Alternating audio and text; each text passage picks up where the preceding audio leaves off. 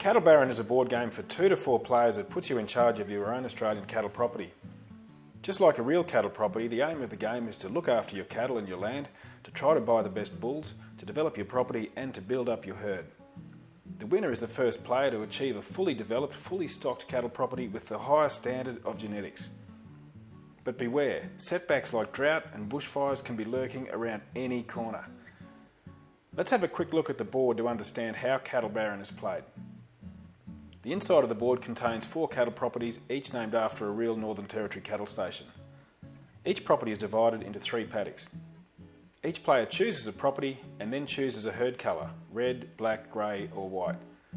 Each cow figure represents 1 breeding mob. Before the game starts, each player places 1 cow or mob from their chosen herd colour into each of their 3 paddocks.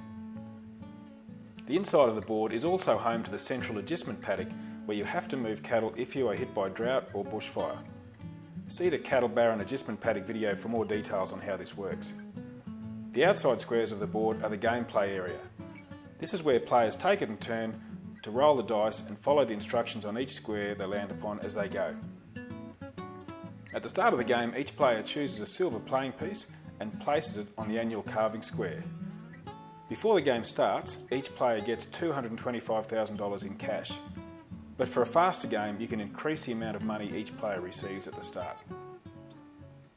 The main way you earn money in Cattle Baron is by completing each round of the board, which represents 1 full year and an annual breeding and calving cycle, and then collecting an annual calving cheque.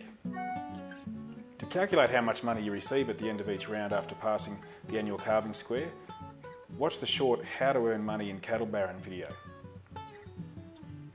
The size of the annual calving cheque you receive increases as you grow your herd, but you can only buy more cattle after you have completed each of 3 stages of property development.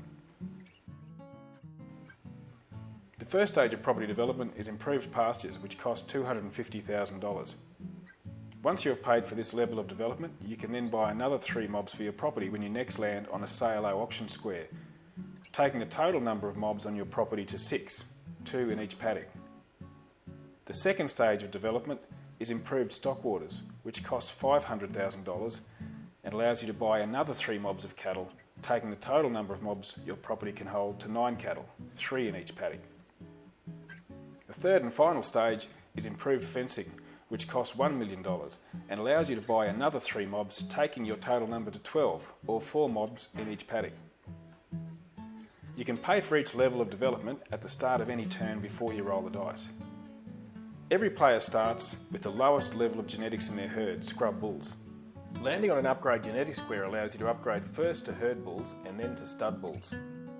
When you land on an upgrade genetic square, pick up the top sale card, find the price listed for upgrading your genetics, pay that money to the bank and receive the herd bull or stud bull card that corresponds with your herd's colour.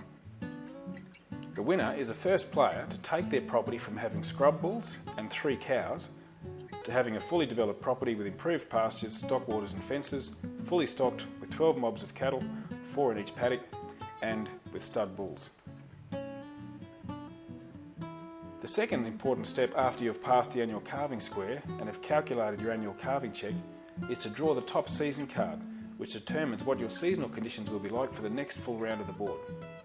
If you draw a great year card, you get to increase your next annual calving cheque by 20%. If you draw an average season card, everything continues as normal for the next round. But if you draw a drought card, you must immediately move half of the cows on your property into the adjustment square. See more about how the adjustment square works in the short adjustment square video. These cows must remain in the adjustment square until you next pass annual calving and cannot be included in the calculations for your next annual calving cheque. However, if you land on a local range square before you pass annual calving, you can bring your cattle straight home. You can also buy insurance against the impacts of drought if you land on the Feedlot Opportunity square. More about this in the short Feedlot Opportunity video. For more details on how to play Cattle Baron, read the rulebook that comes with the game or visit www.beefcentral.com/cattlebaron for more instructional videos or updates.